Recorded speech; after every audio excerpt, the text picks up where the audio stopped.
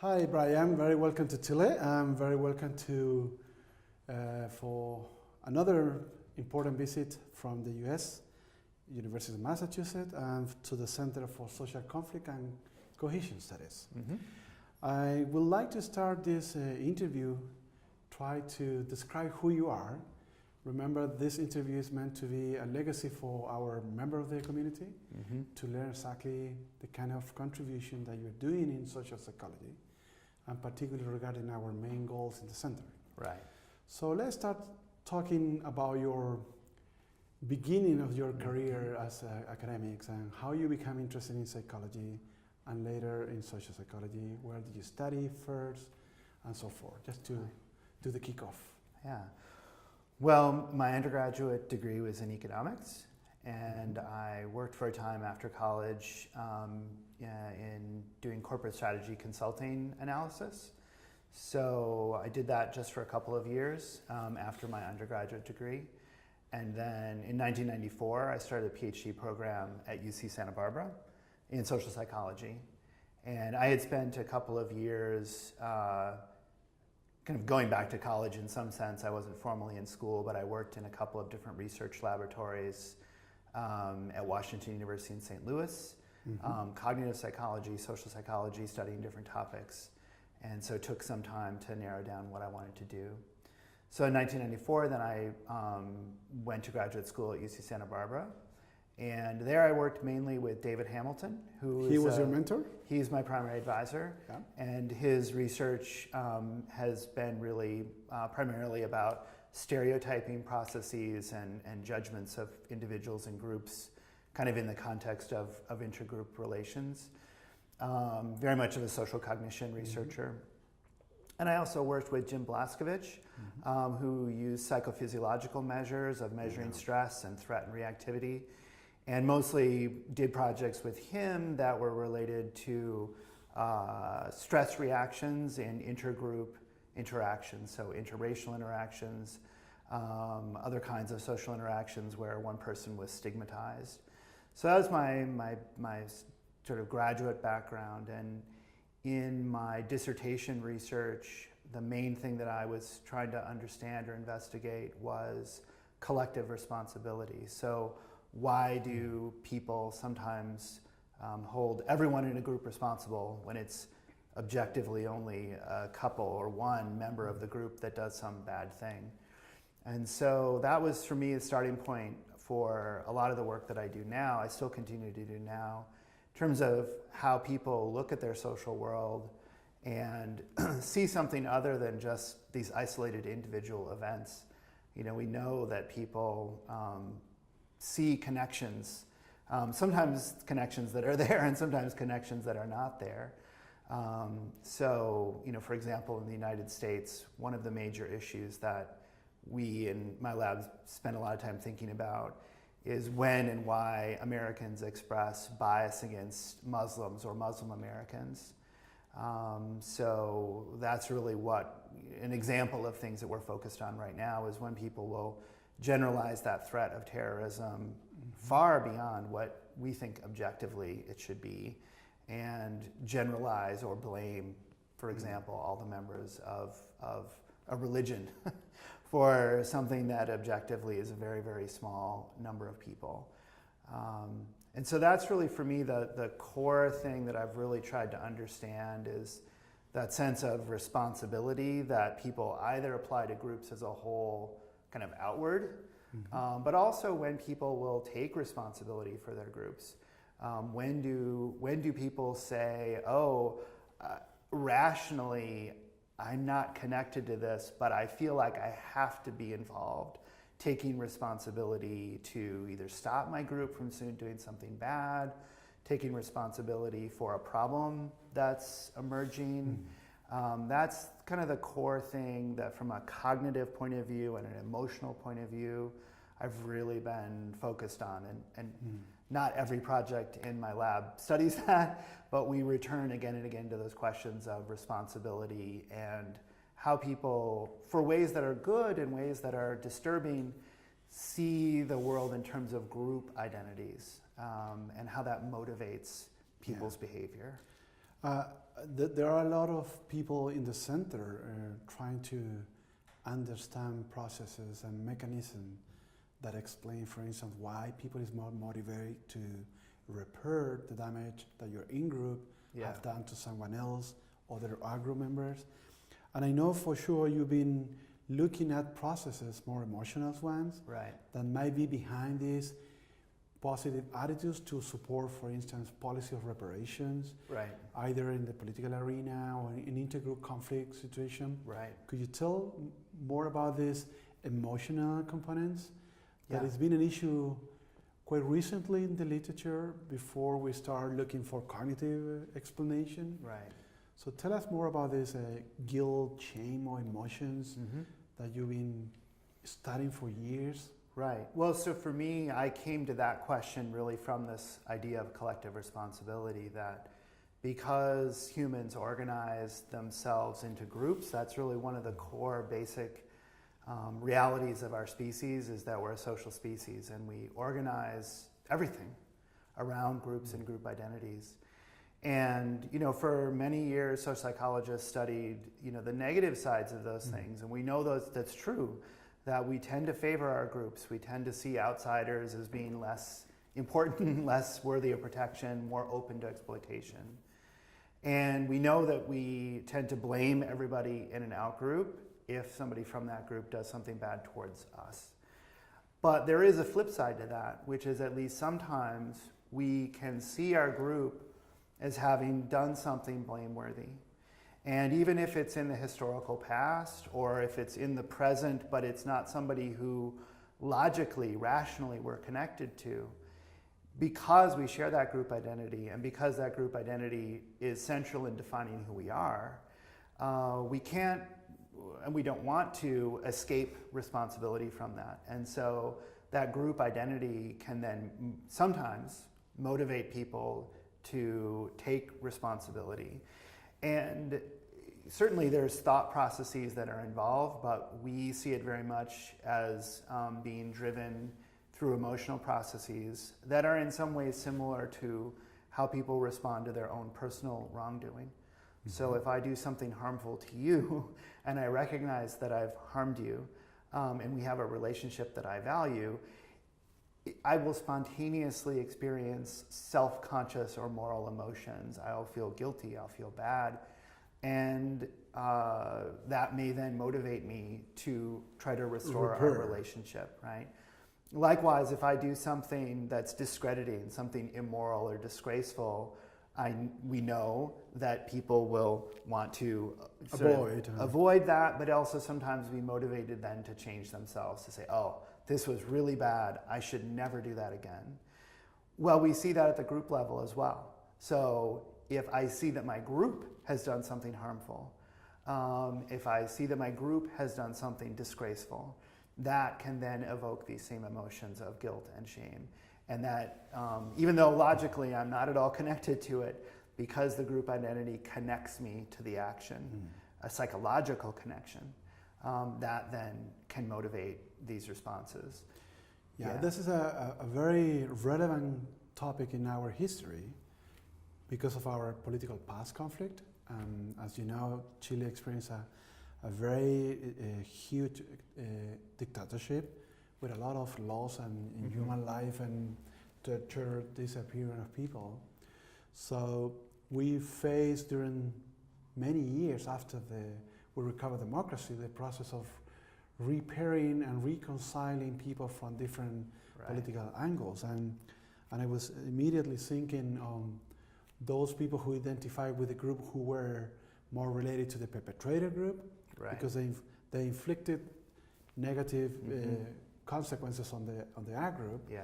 So what would you try to reflect, thinking of your own research and the current research we're doing now regarding political issues that may be or maybe not well prepared in the population to go for the next step, because at the end people need to come back to normal life and reconcile at some level. But how could you do that, resigning your anger, especially those who suffer, even more cognitive level, you may recognize it's important to move forward. Right. But those emotions could also prevent people to give that step. Right. And especially when we understand the perspective of the victims. Right. And that's very hard to deal. And Right. what is the literature, what is your own experience in researching this topic could illuminate this discussion in Chile? Well, I think that there's dynamic processes on both sides that make it actually quite difficult. And I think that the thing that's interesting about what we and other people have called group-based or collective emotions like collective guilt and collective shame is that even though they have a lot of similarities with the case when people feel ashamed or guilty for things that they have personally done, one of the problems or challenges of these intergroup situations is that the emotional response and the identity is much less connected to the ability to engage in action. So for me as an individual, if I do something bad and I feel a negative emotion, I can directly take action to the person who I harmed. And so the victim and the perpetrator can have a very closed loop. I can apologize to you, you can then forgive me, and then our relationship can be restored. But if you and I are representatives of two different groups with a conflictual history, it's very hard for groups as a collective to engage in apology processes. Yeah. So I think the interesting thing that's going on now is linking this work on group-based shame and guilt with intergroup communication and reparation policies. So for example, Rachel Steele's dissertation, which some of the data from that we collaborated with you, in collecting data here in Chile, is understanding how things like group level apologies made, for example, on behalf of a government towards people who are harmed, how that can stand in at the group level for the kind of things that people do more easily interpersonally. So I think that certainly these emotional responses, we can understand to some degree their operation by looking at how they operate in interpersonal settings, but it's not as simple as interpersonal settings. And I think it's more difficult to successfully engage in reparation and reconciliation at the group level than the individual level, in part because of these communication challenges, that there are always going to be members of both groups who, in some sense, don't accept the reconciliation attempts that might be attempted. And that's quite different than the usual at the interpersonal level. That's a very good point. Yeah. Especially if it is the consequences of the harm are so dramatic for people, because those people who really think they are not going to forgive the perpetrator because of the huge amount of loss, and that produces a strong damage and psychologically speaking to the group. And but coming back to the present, as you know, we are facing a number of issues that also involve consequences of the wrongdoing of the Chileans, this time regarding the indigenous community. As you know, this is a salient issue. It's still not solved in the Chilean society, in which we face a lot of conflict between subgroup of indigenous and non-indigenous. This is not regarding the whole population, but it's still affecting the attitudes that general non-indigenous people think about indigenous people, particularly Mapuches in the south. And obviously the consequences that could have on attitudes from the Mapuches towards the non-indigenous people. So what would you be thinking, how have you been thinking about this dynamic process that involved minorities and majorities, which had a long history of wrongdoing and conflicts in the past, that again emerge in the present? Well, I don't think this is necessarily coming from our work directly, but I think that in these intergroup conflicts that are asymmetrical in terms of their their sort of history in terms of power and so forth, that it's much easier for the majority group to to have a history that just ignores the difficult or problematic aspects of their treatment of the minority group, whereas the minority group, or the less powerful group, is living with that sort of history. So I think, in the work on intergroup apology and reconciliation, I think one of the tensions is that perpetrator groups, they want to get the apology, but on the other hand, they often want to get that apology without having made real efforts at reconciliation. And so from the literature, from interpersonal relationships, it's known from that literature that the perceived sincerity of the apology has a big effect. So interpersonally, apologies can be effective at restoring past harms, but they can have very negative consequences if they're viewed as insincere. A cynic. Exactly. And so I think that is also then likely to be true at the group level, that harmed groups are looking first and foremost at there being costly efforts at reconciliation. So just mere apologies carry a lot less weight than apologies that are coupled with things that are costly, things that have real value, that demonstrate the past is really the past. Yeah. As you know, very, very recently we have faced a number of very extreme radical actions and movements, particularly from a subgroup of indigenous people in the South who are fighting literally to recover what they call their land, their rights, and the ancestor. So they were actually interviewed on television, and that group claimed that this is the only way. There's no other way, because this trust has been the common ground over the years. And former governments in the past, last century, this century, current government, they think whatever they did was enough. Yeah. Exactly. Yeah. So they seem to believe that the radicalization is the only way of dealing with this.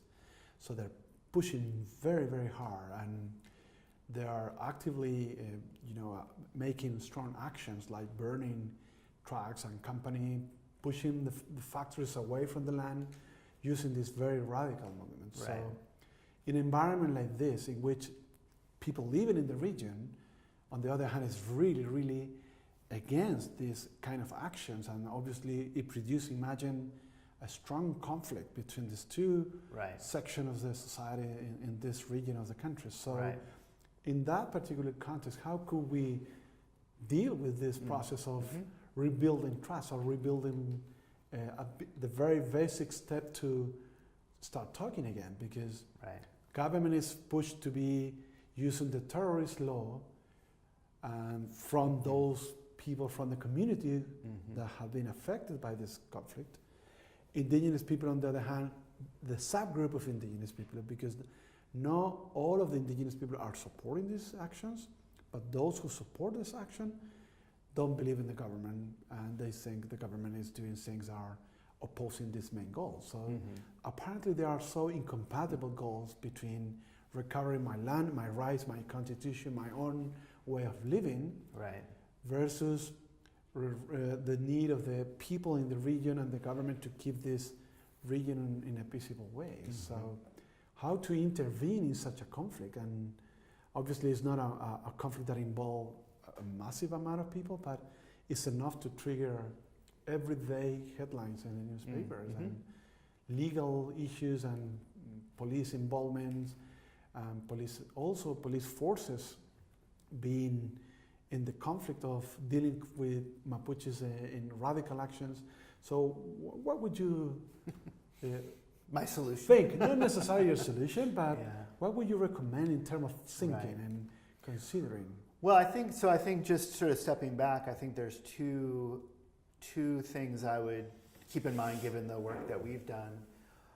I mean, I think one is that there is a real tendency to overgeneralize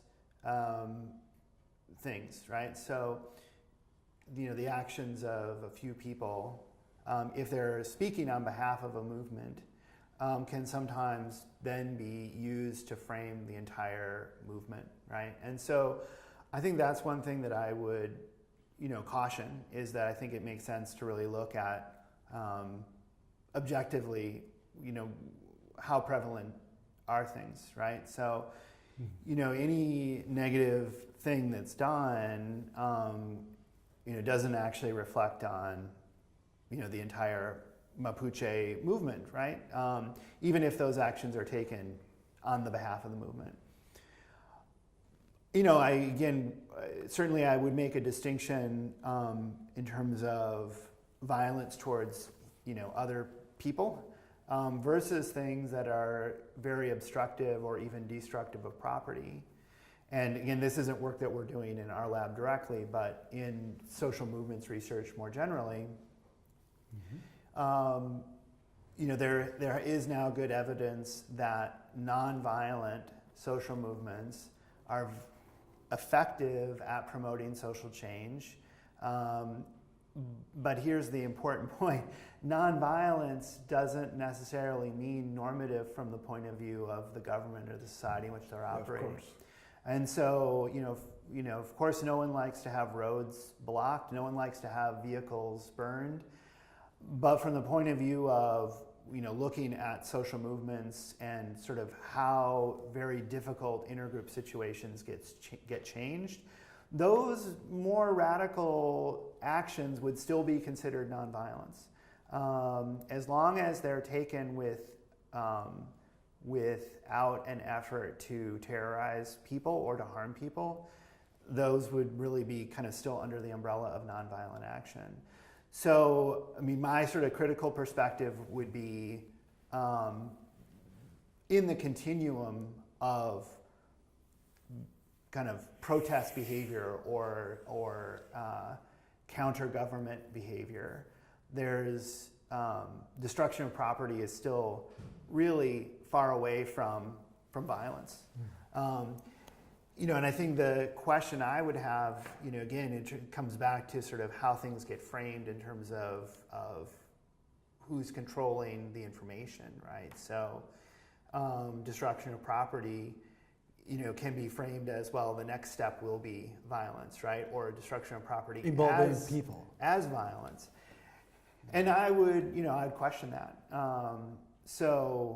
My perspective would be, just as a general sort of approach to this, would be to look at a more objective history of, what are the complaints that are being made, right? And so whether it's land rights or in the United States, in terms of indigenous people in the United States, treaties that were written between the United States government and indigenous nations. Often when we see sort of this radical, even violent action, which when you see it on the news can be very scary perhaps, or look very non-normative.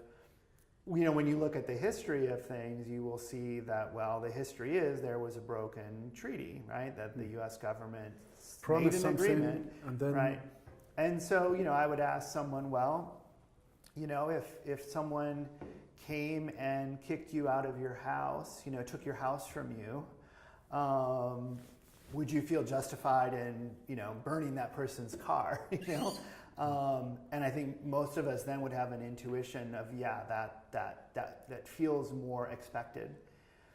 I think that for, like indigenous people, they, I think, naturally and appropriately see a continuity of their history in terms of land and rights. Whereas for people who are, living in that land now, the sort of history begins after colonization, right? Exactly. And I think that's a real intractable position. So what seems completely unreasonable if you're in the majority group is viewed very, very differently, right? If you're coming from this group who's living still this history of having land or other things taken from you. Yeah. So I think, I think that having a very objective, dispassionate view of the history is an important first step. And I think it's generally the case that an objective analysis of the history is going to reveal a story that is more beneficial, that puts the minority aggrieved group in a more positive light. Because, the history of intergroup relations is that groups with power suppress history that's not favorable to them, right? Yeah. Yeah, it is, as I mentioned, one of the major concern of current time for the Chilean society. Yeah. Because we by looking at this conflict, you can imagine if I were in that position. Yeah. If I were a family whose properties has been burned. It's a famous recent case in which a family was burned when they were at home. So that was a very big issue because people died. Right. Obviously very dramatically, and everyone condemned this. But on the other hand, when you look at the story of Mapuches being discriminated, being pushed away from their lands, and the suffering from their ancestors, and obviously you understand the Mapuches perspective. Right.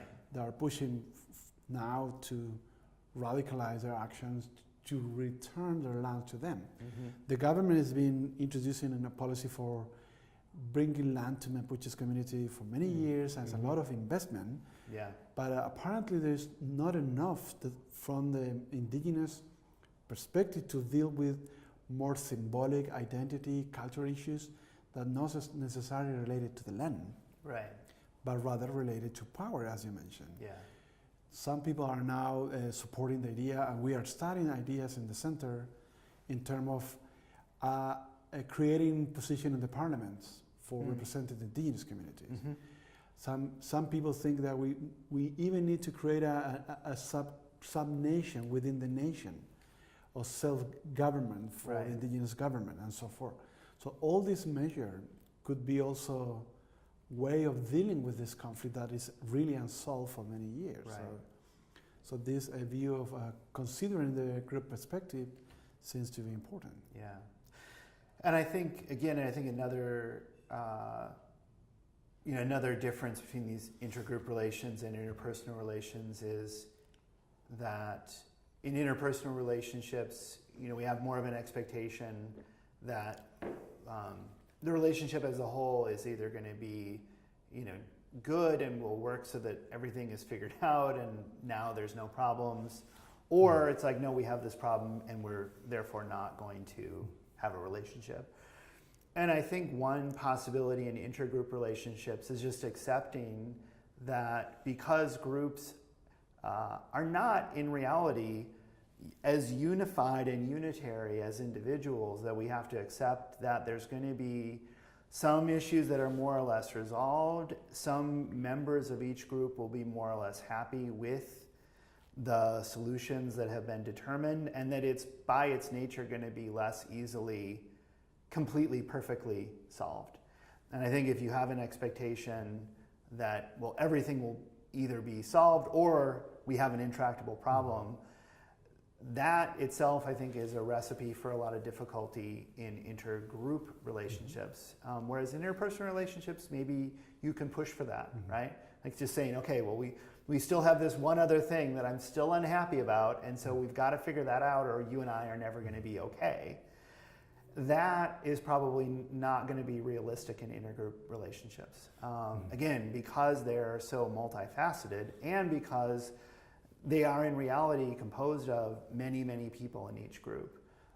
So I think as long as there's a trajectory of meaningful change, that is maybe not the best that you can hope for, but it is, I think, a very productive way of framing it. And certainly from the majority group side, not expecting it, well, at some point, this will just go away as an issue. That's probably not going to be the case. It's probably going to be a recurring issue. And that's just, I think, inherent in these conflictual intergroup relationships where there's been such severe damage on one side relative to the other. Yeah. Speaking about majority issues in Chile, but probably is one of the most salient issues also in the States and in Europe, is the immigration process. Right. So thinking of your own research agenda, the ideas that you mentioned when you study these group differences, how can we face this as a nation that is increasingly seeing the number of immigrants that are coming to Chile? Yeah. And this is the first time in which people is more aware. Yeah. For instance, immigrants that have different skin color. And we were more homogeneous in a way, but now we start seeing black people on the street. Yeah.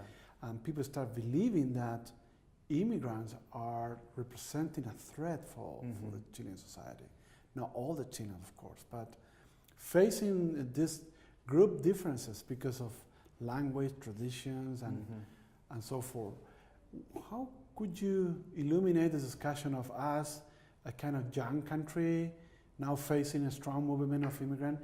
It is a big issue. We are about to discuss in the parliament a new law, and a law that is meant to be affecting life in Chileans as well as immigrants, how welcome they are, what condition they requires to enter the country, and so forth, the right they got. So what about this challenge for societies when you're facing diversity in a way? Right.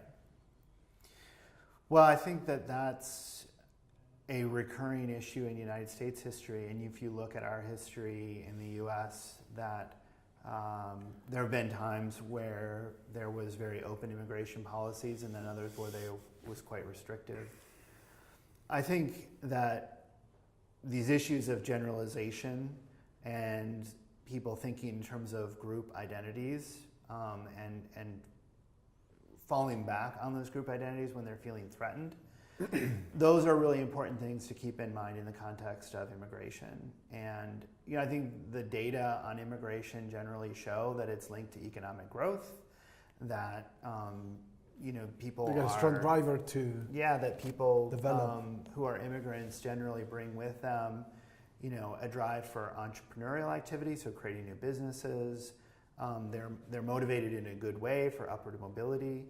And certainly in the U.S., the benefits, there's documented benefits from immigration.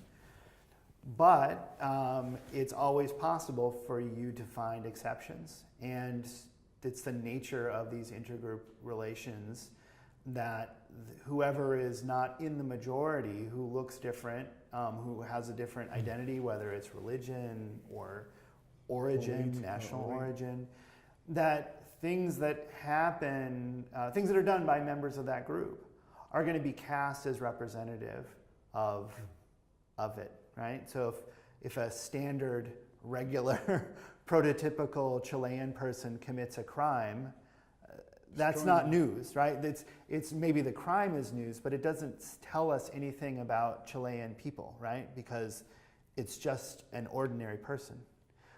But that same action, the same thing that a person would do, if it's from somebody who is one of them, now people start to view that as evidence. It's like, oh, what are they like? Well, one of them did this bad thing, right? Whereas we never would do that if it's a member of our majority group. We don't make the same generalizations from individuals to the groups when it's our group, particularly when we are in the majority. So I think that in terms of cultural rhetoric and the media and education, that the more that, in a multicultural, multiracial, multi-ethnic society, the more that you can be aware of those processes and to some degree counteract them, the better. And also highlighting the positive exemplars as well to counteract that. And I think that's, when things can become very dangerous politically, is when people start to use the demonization of immigrants or another group as a means of gaining political power. And unfortunately, that is very effective and easy propaganda to say they are coming to harm us or to take our jobs, or they're risky people, and so you should support me because I will protect you from them. group psychology is such that that's a very, very effective propaganda and can be difficult to counter. But I think that was part of trauma strategy, actually. Exactly, yeah. So I think that's a danger that's there, and I think that at least in the U.S., I think the good thing for us is we do have a history of immigration, and so I think we can counter some of the demonization of immigrants by pointing to this history of immigration. But it's still a challenge. And I think that when the immigration is also coupled with other characteristics that are devalued, that's when it's particularly easy to generalize, right? So, for Americans, Americans are, again, overgeneralizing, but there's been a lot of public concern and worry about refugees from Syria and other places in the Middle East coming to the U.S., right? And so there's a kind of a coupling of threats there, of the threat of immigration or people from the outside coming in, coupled with the sort of fear about terrorism. Connection religious. Exactly. So I think that's generally what is seen, is that it's often not just immigration, but it's immigration of particular people that are then easy to demonize. Yeah. So I think countering it with positive exemplars is important. And, I think attending to the real concerns that people have is important. So, insofar as there are groups that are existing groups within a country that are marginalized, focusing on their legitimate needs is important as a way of counteracting then that being turned then against people who are coming in from the outside. Yeah, that's a good point. Yeah, because I think the scapegoating process of blaming outsiders for problems that exist in society is, again, it's a common technique for social control. So, in the U.S., the rhetoric is, well, immigrants are coming to take jobs, but in fact, the jobs problem pre-exists and is unrelated to immigration. There's more structural reasons for why there's employment challenges for working class people in the United States that don't have anything to do with immigration. Yeah. Legal or illegal, as we call it in the U.S. So I would expect the same issues might be at play here in Chile as well. Yeah. Yeah, for sure.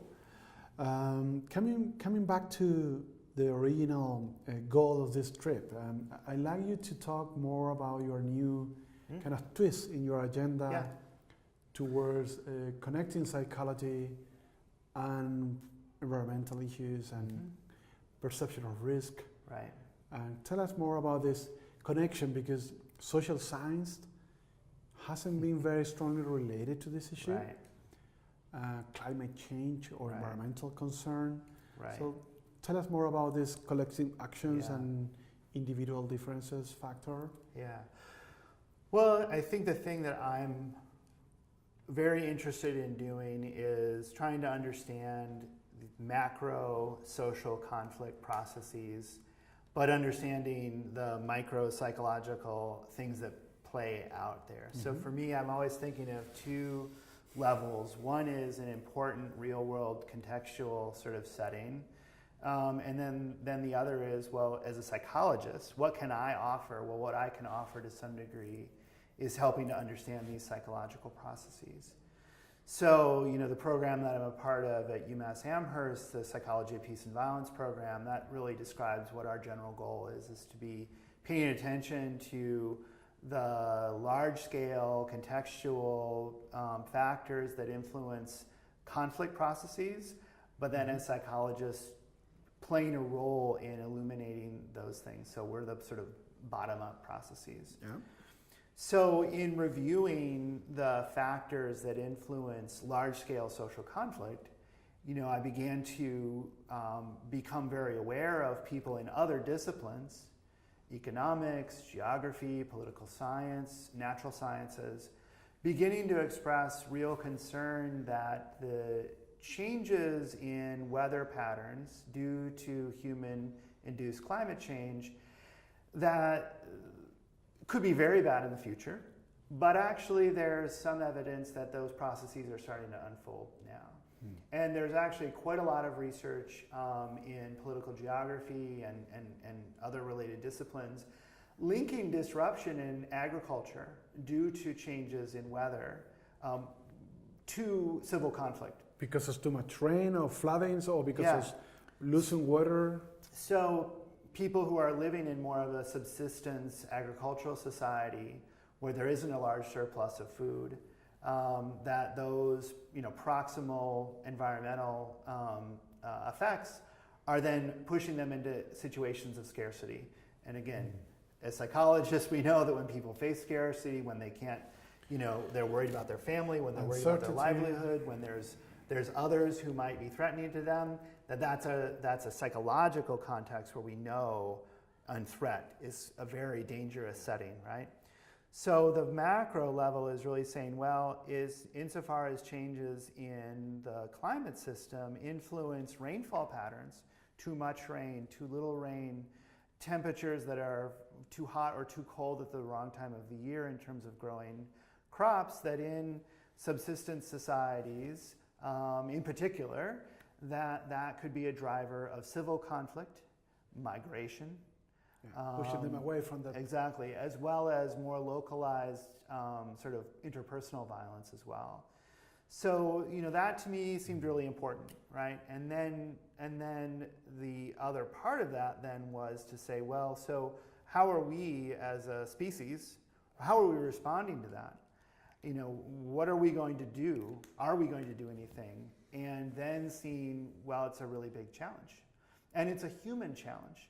Getting humans, us collectively, to change our behavior so that we don't continue to do the damage to the climate system is a very difficult problem. And it's a train that hasn't slowed down.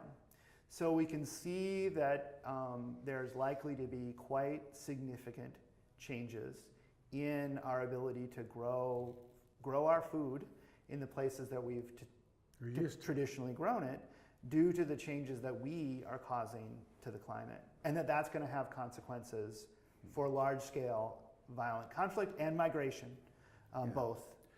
But so, speaking about this psychological link, because if you as an individual need to be aware what you're doing in your house, in your office, is influencing changes in the weather, it's very long way to make that connection. It's very long way. In terms of understanding, because it would say, okay, well, 7 million in Santiago, we are wasting water, wasting energy. If we consume so much, someone produces the energy. We need water to produce energy.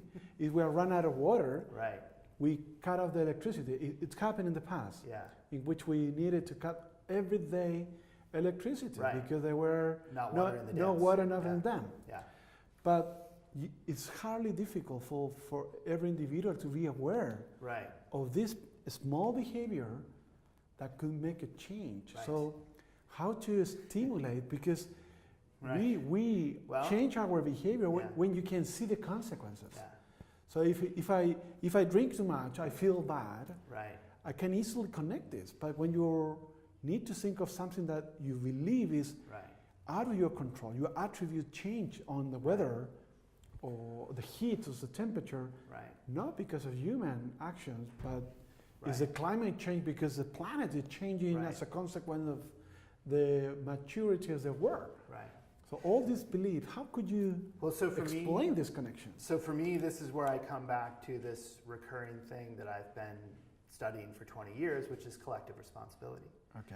So this is a collective action problem. We need to figure out some way of motivating behavior at the group level.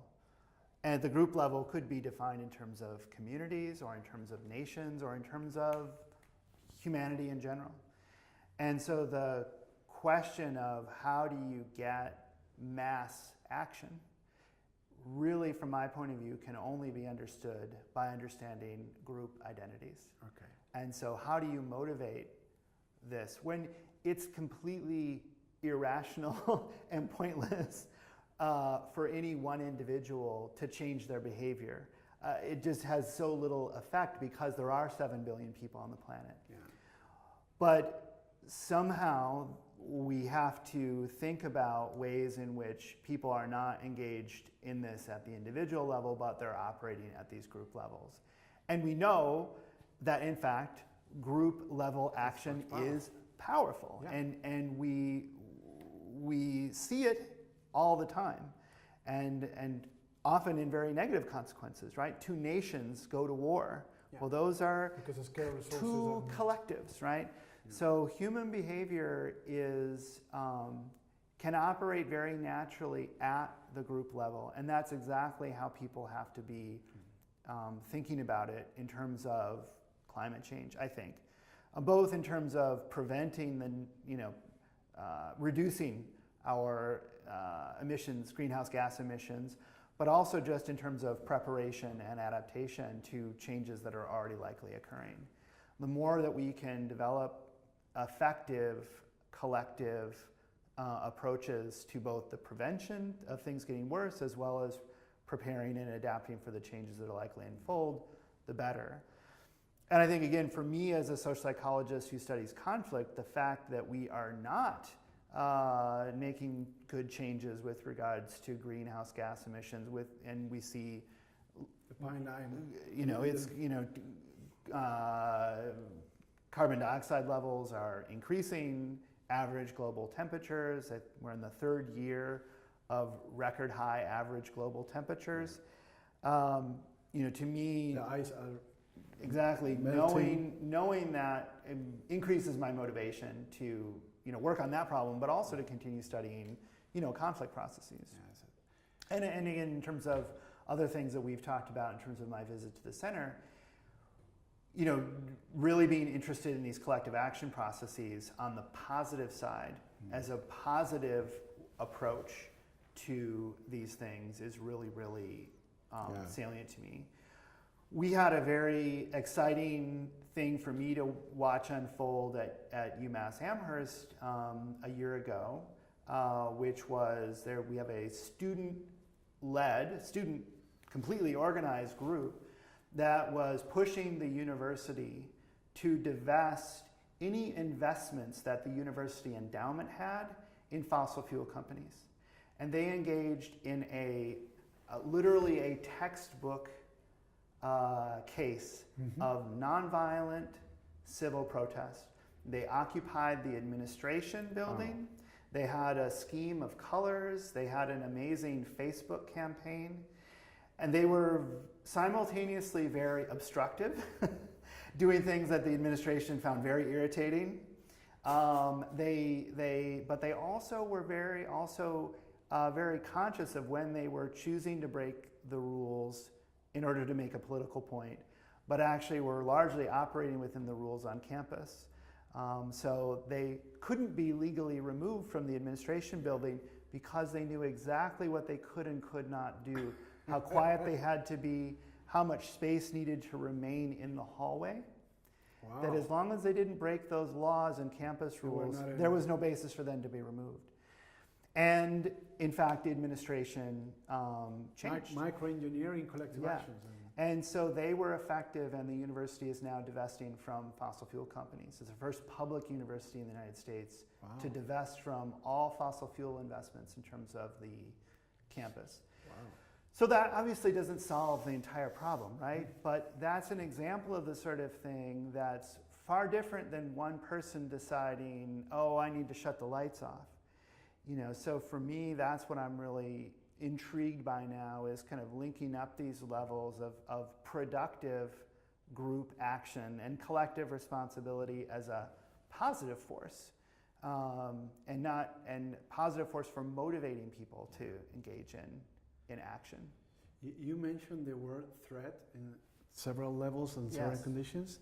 As you know, in Chile, we face threat every year from natural disasters. Right. So I can see the benefit, assuming Yeah. that natural disasters most of the time have strong consequences on people's life. Right. Some people die out of as a consequence of them. Right. But also we can capitalize in a positive light Yes. from natural disaster to allow us to study how to prepare the population to be prepared to advance actions when facing this. Right. Last year or during the last 3 or 4 years, been 15 major catastrophes in Chile. Flooding, volcanoes, earthquakes in the north and the south. It's a huge effect Right. of the changing climate issues affecting water and flooding, or volcanoes eruption that no one can control, Right. or earthquake that Right. probably no one can predict. Right. But all of them are affecting a large portion of the populations. So I can see somehow benefit of studying the social and collective action that people may take, either to help each other when facing this or preparing to act when facing these conditions. Well, I think bringing the question back to things like immigration, other things where we sometimes will see this more xenophobic or violent or sort of dark side of humanity. For me, I think that when people are under threat, I think it's very natural for us to turn to group identities. Yeah. And I think that the more that social psychologists and others can help create a setting where those group identities and what the goal of the group is something that's pro-social, that doesn't lead to these destructive spirals of conflict, the better off we're going to be. I don't think it's a choice between sort of individual sort of life and then the bad intergroup collective conflict. I think that the antidote to collective conflict, group-based conflict, is not individualism, but it's productive collective behavior. So if you have a community that has an established collective identity of working together, including people of diverse backgrounds, and you have a common effort at whatever your local issue is, right? That when difficult or challenging times come, that's going to give you resilience so that you don't break down into more conflictual, potentially even violent group identities. But it will strengthen the link between them. Yeah, and so again, for me, thinking about this, my worry of how bad things may become in terms of the consequences of climate change, can also think about building these productive group identities and communities that are, by their nature, diverse, before that community is put under threat, could potentially be very much an antidote for violence later. There's certainly no guarantee of that, because we know multi-religious, multi-ethnic societies, we have tragic cases where there's a breakdown and those longer historical identities become the basis for violent conflict. So I don't underestimate how difficult it can be to do that, but I think often as psychologists we sort of have a contrast of the individualism versus these collective conflicts, and I think that the antidote to conflict is not individualism, it's this more productive form of collective identity, which again, preparing for natural disasters in a context where that's recurring is going to have lots of benefits, just pragmatic benefits of keeping the community safer. Very interesting, Brian. Let me change a little bit the topic now. Share us what is, from your view, the paper that you like the most. Well, and why you yes. like the most. One paper that I really like is a paper that I worked on, for some time with a couple of different colleagues when I was younger faculty. Is a paper that we published together in Personality and Social Psychology Review on collective blame processes, and the goal of that was to bring together a lot of research from social cognition and social identity research and group conflict literature to lay out, well, when and why do people engage in these collective blame processes of seeing actions that an individual person has done as being representative of the group, and why are people then motivated to engage in collective action. And I think for me, there's a couple of pieces to it that I really like that aren't necessarily even the intellectual parts of it, but just how we did the work. In that the team of us that worked on it was several graduate students, and also my colleague Tony Schmader, who I've worked with for many years, who's a peer, another university. She's now at University of British Columbia. And then a senior colleague of mine, Norman Miller, who for many years has done work on intergroup conflict and aggression. So we had a very diverse team in terms of our sort of tenure in terms of that. And that was really rewarding just at the level of doing that work. But I also liked it because it was very much bringing together research that I hadn't seen integrated before. And I find that was in PSPR, right? Yeah, I find that really enjoyable. I just like that process of bringing together things that haven't been put together before. So for better or worse, I'm somebody who every 3 to 5 to 6 years wants to study something new. Sometimes I'm the only one who sees the connection. So for me, these environmental, studying climate change and thinking about those things, I see the origin of my interest in that as being really rooted in an interest in intergroup conflict and social coordination, collective responsibility. But the surface manifestation of it maybe isn't so obvious, but I have kind of these underlying themes that keep me going, but they take a new form every few years. So for me, that project was really exciting because it was a big effort to draw together research that much of which at the time I didn't really know that well. And people have made use of it now, and we continue to use some of the ideas in that work. But in terms of your current work, that's really the experience of being working with senior professors and young PhD students. Is it really make a change in your way of thinking and working in the current days? Running your lab, for instance, or working with other people as we have relationship with Chile? How is your international network? How much do you value this? Is it really a very difficult thing to build, or? Well, so for me, that paper was, again, it's probably not evident on the surface, but for me, that paper was really a turning point where I decided to push my work much more towards an applied focus, even if it's not work that's literally going on in field settings, but to really change my orientation to having a problem focus. And I think psychologists, as well as many academic researchers, I think kind of come from problems from two different angles. One is from these more abstract theories and history of findings and so forth, and then saying, well, what's the next study that we would need here? And the other perspective is more problem-focused approach of saying, wow, I see something in the real world and I want to understand it, and I've got certain expertise to bring to that. And I think I was undergoing an evolution to being less of a theoretically based researcher and more a problem-based researcher. And that paper was for me a turning point of saying, okay, I think I want to change orientations to some degree. And so at that point, I was doing research where we started to use neuroimaging techniques to look at threat processes neurologically.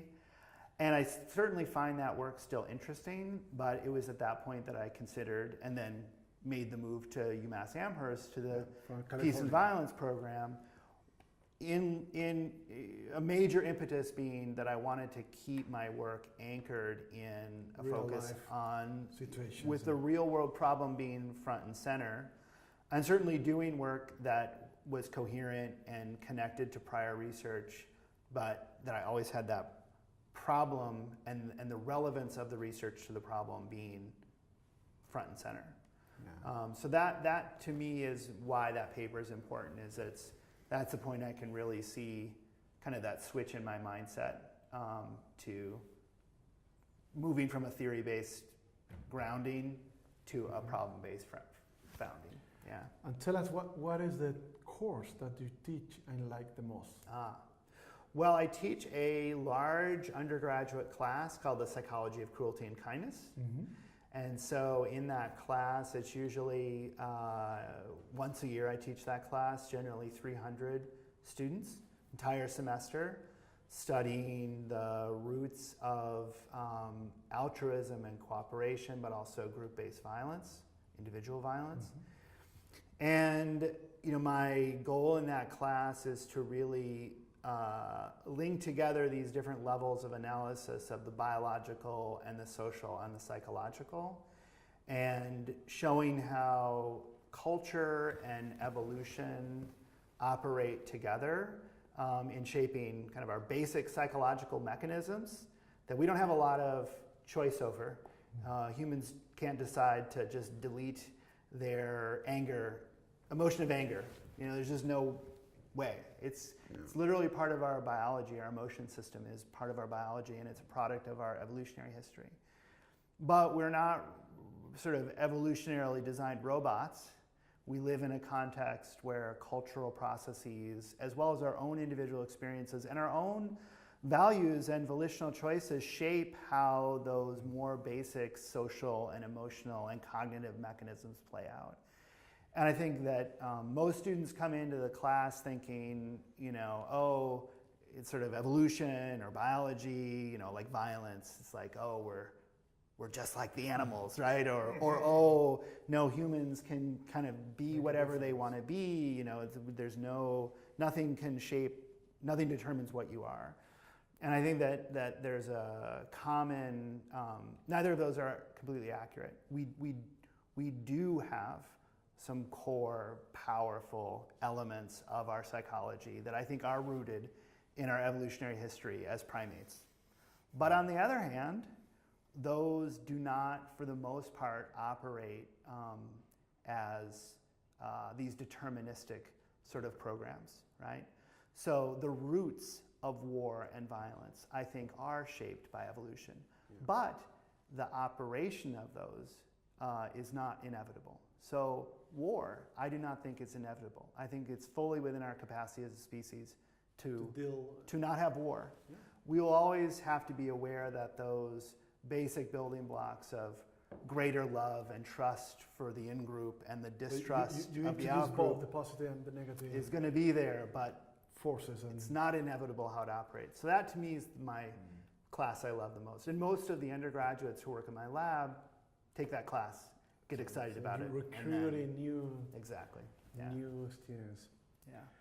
Well, Brian, thank you very much for sharing all this with us. And as you know, this center is really eager in learning and having the experience of people like you and your students to enrich our work here in Chile.